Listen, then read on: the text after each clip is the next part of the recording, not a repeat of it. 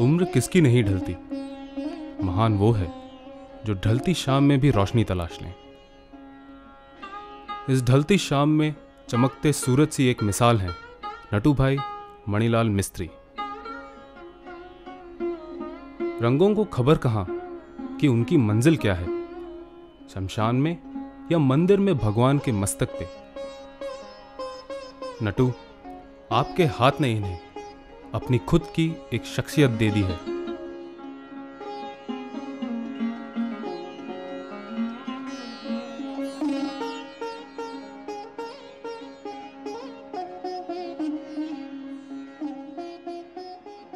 પત્રકાર તરીકેની મારી લાંબી કારકિર્દીમાં મેં ઘણા બધા આર્ટિસ્ટ, કાર્ટૂનિસ્ટ અને જર્નાલિસ્ટોને જોયા છે, જાણ્યા છે। એમાં જે કેટલીક વ્યક્તિઓ છે જેણે મારા ઉપર ખૂબ જ પ્રભાવ પાડ્યો છે, એમાંની એક વ્યક્તિ એ શ્રી નટુભાઈ મિસ્ત્રી છે।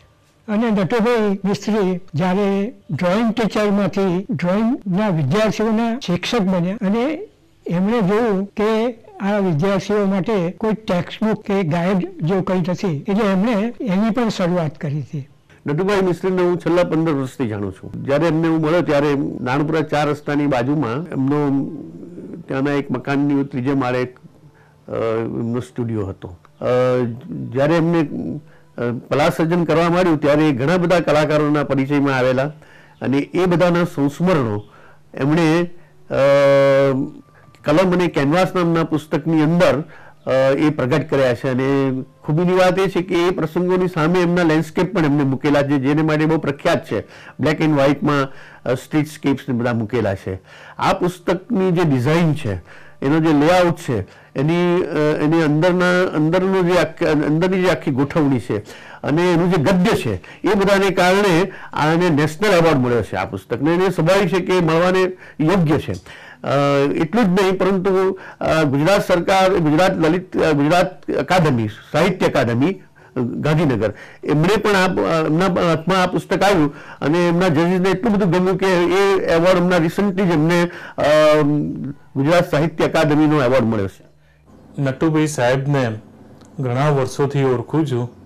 નટુભાઈ સાહેબ એ 5-6 સિરીઝની અંદર ખૂબ જ સુંદર કામ કરેલું છે, જેમાં એક વોશ ટેકનિકથી હું ખૂબ જ પરિચિત છું એમના, કે જે નટુભાઈ સાહેબે ખૂબ જ સુંદર અને જેને કહેવાય કે નેશનલ ઇન્ટરનેશનલ લેવલે જેનું માર્કેટમાં સ્થાન મળે એવા વોશ ટેકનિકની અંદર એમને ધાર્મિક ચિત્રોના આયોજન કરેલું છે।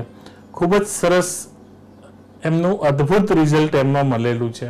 બ્લેક એન્ડ વ્હાઇટમાં કામ કરનારા સ્ટ્રીટસ્કેપિસ્ટ તો ઘણા હોય છે, પરંતુ નટુભાઈ એટલા માટે બધાથી અલગ પડે છે કે એમને પોતાનું એક શૈલી ઊભી કરી છે। नटू भाई से प्रेरणा लेने की बात वो है कि वो जो काम करते हैं तो एक बार शुरू किया, जब तक वो काम पूरा नहीं होता तब तक उनको वो छोड़ते नहीं।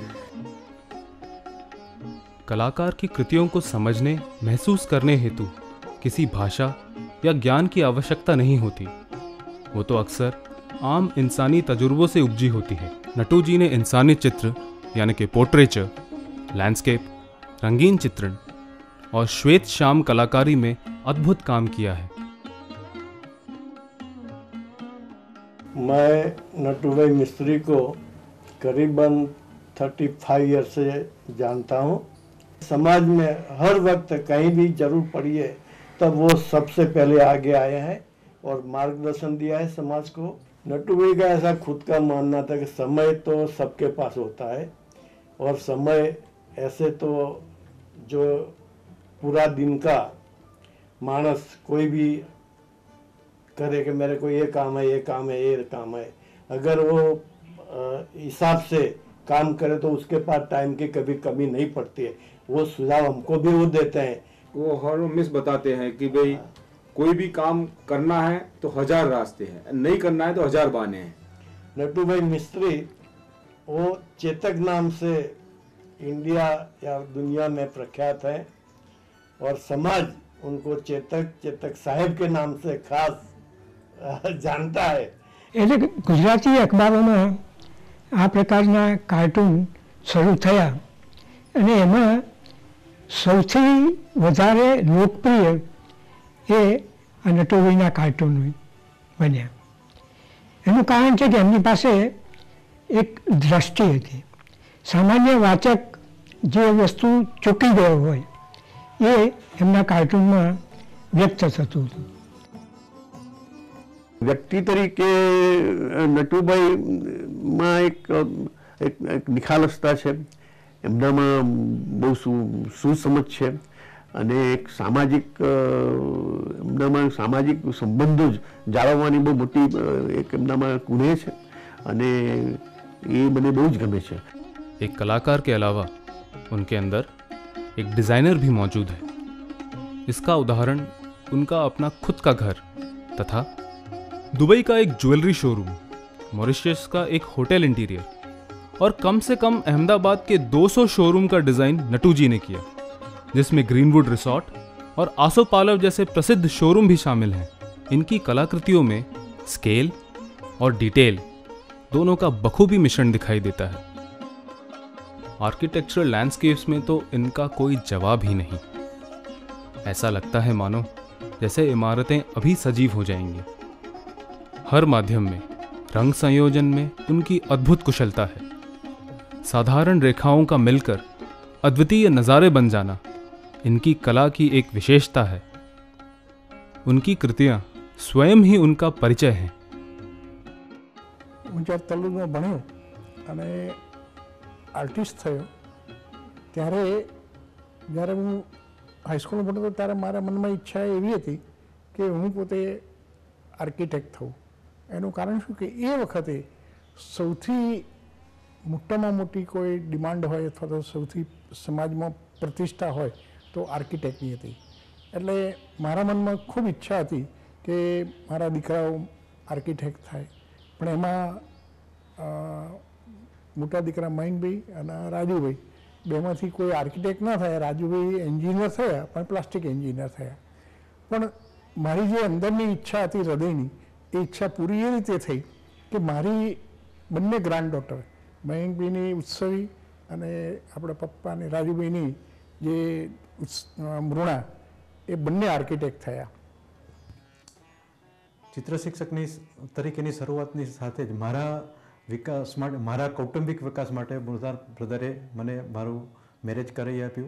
પછી મને રેસિડેન્શિયલ સેટિંગ આપ્યું કે કોઈ વ્યક્તિ બેઠેલી હોય તો નાનો એનો સરખો સ્કેચ બનાવી દેવો, પોર્ટ્રેટ બનાવી દેવું. રમતા રમતા એક નાનો વિદ્યાર્થી જે રીતે કામ કરે એ રીતે. 3 अप्रैल 1933 के दिन गुजरात के एक छोटे से गांव हलीसा के एक घर में बड़ी खुशी का माहौल था. वो घर मणिलाल और बाबूबेन मिस्त्री का था, जहां एक पुत्र का जन्म हुआ था जिसका नाम नटू रखा गया. तब किसी ने कल्पना भी न की थी कि एक सुतार के घर में जन्मा बालक इतना बड़ा अग्रणी कलाकार बनेगा.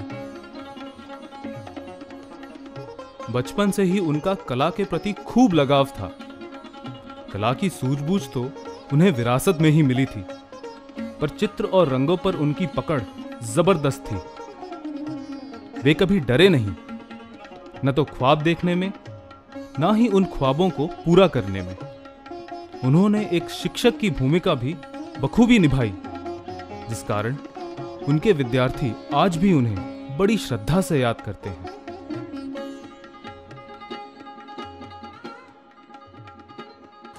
વર્ગની અંદર એવું થયેલું કે બધા છોકરાઓના કુબેર સાહેબે પૂછ્યું કે ભાઈ નટીઓ ક્યાં છે? ત્યારે એક બે જણાએ કીધું કે નટીઓ તો પાછળ આપણે મૂતળીની જગ્યા છે, દિવાલ બગાડ્યો છે, ત્યાં દિવાલ ઉપર કે ઈંટા કરતો હતો. એટલે કુબેર માસ્તર, કુબેર સાહેબ ખરા ને, એ ધીરે રહીને અને ત્યાં આગળ આવ્યા. હું તો મારા ચિત્રકામ કરવામાં મગ્ન હતો એટલે પાછળ આવીને ઊભા રહ્યા. જ્યાં સુધી મેં ચિત્ર ન પૂરું કર્યું ત્યાં સુધી જરીકે બોલ્યા નહીં, હાલા નહીં. અને પછી એમને શું કર્યું કે મને જોઈને જોયું એટલે મને એકદમ ધાક. મેં કહ્યું સાહેબ મારી ભૂલ થઈ ગઈ. મને કંઈક ના તું તાર બરાબર છે. એમને જોયું પછી મેં આમ થપકાર્યો ખભે, પછી મને ઉચકી લીધો એમને ખોળામાં એકદમ ખભે. ઘણા લોકોના ઘરમાં, ઘણા લોકોની ઓફિસમાં ઘણી જગ્યાએ એમનું કલેક્શન જોવા મળશે. કોઈ પણ દિવાણખંડને લાઈવ રાખે છે. મારા ઘરમાં તમે જુઓ ને તો ઘણા ચિત્રો છે. એમની ચિત્રકલાથી મારા પુસ્તકનું પણ સૌંદર્ય વધ્યું છે, એની સાથે પુસ્તકનો ઓપ પણ વધ્યો છે. જ્યારે આ વસ્તુ અમારે ક્રિએટ કરવાની હતી ત્યારે હું નટુભાઈ સાથે રિક્ષામાં બેસીને આખા અમદાવાદના બધા દરવાજા, ઘણી સારી જગ્યાઓના પણ શૂટિંગ કરવા માટે, જોવા માટે, ફોટો પાડવા માટે અમે સાથે પણ ફર્યા છીએ. બીજી એક સિરીઝ છે એ આર્કિટેક્ચર્સની છે કે જે એમને હેરિટેજ બિલ્ડિંગો જેવા કે સ્થાપત્ય છે, એની અંદર આવતી લોક જીવનની જે જરૂરિયાતો હોય કે ભાઈ ગાય છે કે ભેંસ છે કે ઊંટ ગાડું છે, જે ગ્રામની અંદર આવતી દરેક વસ્તુઓને એમને એમના ચિત્રોની સાથે ખૂબ જ સારી રીતના સાંકળેલું છે. એમના જ્યાં બી એક્ઝિબિશન હોય કે ભાઈ બોમ્બેની અંદર નહેરુ સેન્ટરમાં હોય, જહાંગીર આર્ટ ગેલેરીમાં બોમ્બેમાં હોય, તો મને સાથે જવાની ખૂબ જ ઈચ્છા થાય તો નટુભાઈ સાહેબ કે ચલો તૈયાર થઈ જાઓ મહેન્દ્રભાઈ, આપણે બધા સાથે જઈએ. તો એ જ રીતના હું એમની સાથે અવારનવાર જઉં તો મને એક શીખવાનું મળતું હતું.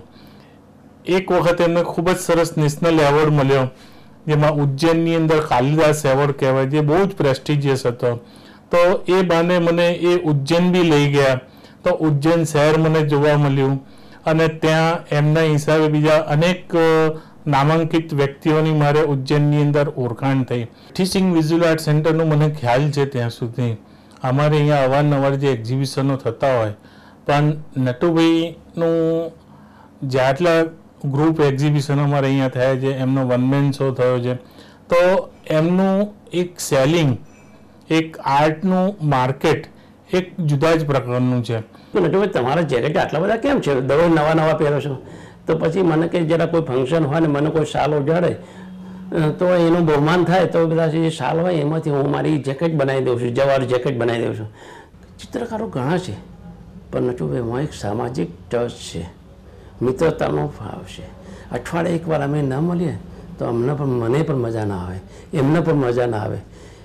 એમનો 75મો જન્મદિવસ હતો અને મને મારા દીકરાએ 67મી જન્મદિવસની સરપ્રાઈઝ પાર્ટી આપી હતી અને એ પાર્ટીમાં મને લઈ જવાનું, મને કહ્યું કહે કોઈ જગ્યાએ માણસને હાઈજેક કરે એમ મને હાઈજેક કરીને એક જગ્યાએ લઈ ગયા હતા. અને પછી જાણે પડદો પડતો હોય એમ અમે બારણું ખોલી હતું અને બારણું ખોલ્યું અને પછી જેમ happy birthday to doctor Manekbhai એવો એક માહોલ જે ઊભો કર્યો હતો, એમાંનો માહોલ નટુભાઈએ ઊભો કર્યો હતો. Thank you to Natubhai, God bless you. Natu ji की अद्वितीय कलम और कैनवस कृतियों का सार है उनकी किताब कलम और कैनवास. इस किताब के जरिए उन्होंने प्रिंटिंग, लेआउट्स, कागजों व स्याहियों के मामले में भी अपनी महारत का परिचय दिया. उनकी रोजमर्रा के स्केच की किताबों को भी लोगों ने खरीदने में कोई कसर नहीं छोड़ी. उन्होंने पोर्ट्रेचर में भी ऐतिहासिक कार्य किया है. इसीलिए तो गुजरात समाचार और संदेश जैसे डेली न्यूज़पेपर में वे 25 वर्षों तक कार्टूनिस्ट रहे हैं. मुंबई के एक एग्जीबिशन में स्वर्गीय श्री जहांगीर साबावाला ने कहा कि जितनी धूम नटू जी की एग्जीबिशन में है उतनी तो उनकी खुद की शादी में भी न थी. उन्होंने अपनी जिंदगी का हर एक पड़ाव बड़े अच्छे से पार किया. अब चाहे उनके परिवार की बात करें या उनके प्रोफेशनल लाइफ की, दोनों ही में उन्होंने संतुलन बनाए रखा. बच्चों को अच्छी शिक्षा दिलाई, पत्नी को अपनी जिंदगी में उनका अधिकृत स्थान दिया.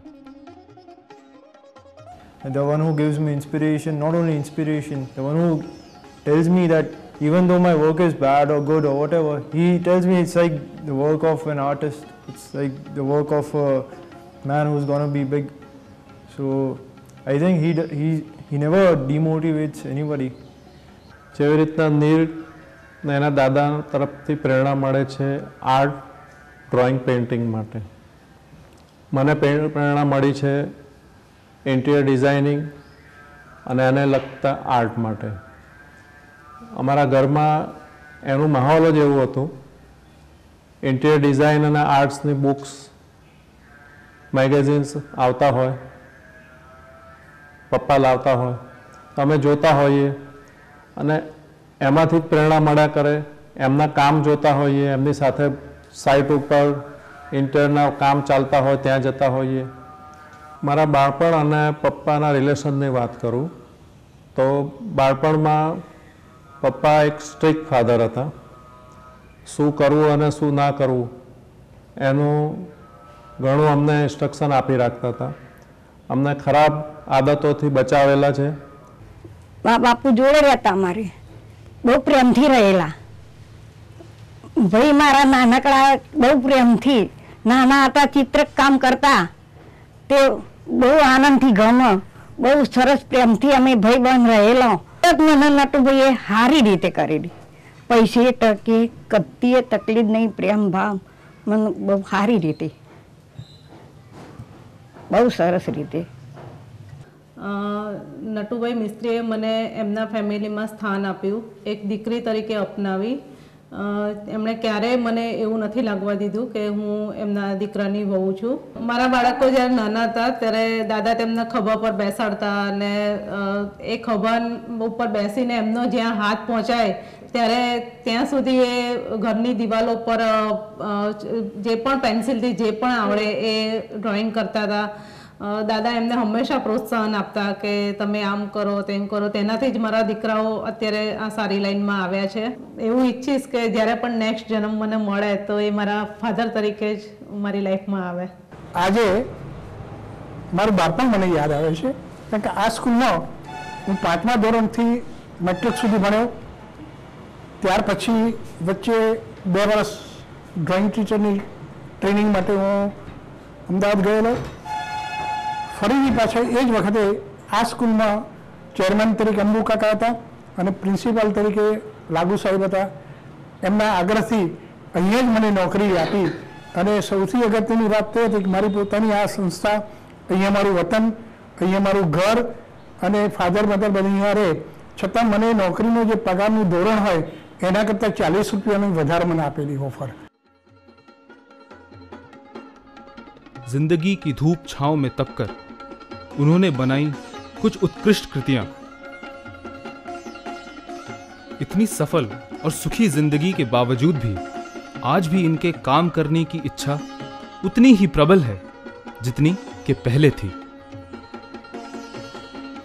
इनका जीवन मेहनत, रुचि व लगन के मीठे फल का जीवंत उदाहरण है. नटू मिस्त्री का नाम आज स्वयं कला का एक पर्याय है. सतत कला साधना से आज जिस मुकाम पे नटू जी हैं, वे हर सम्मान व तारीफ के हकदार हैं.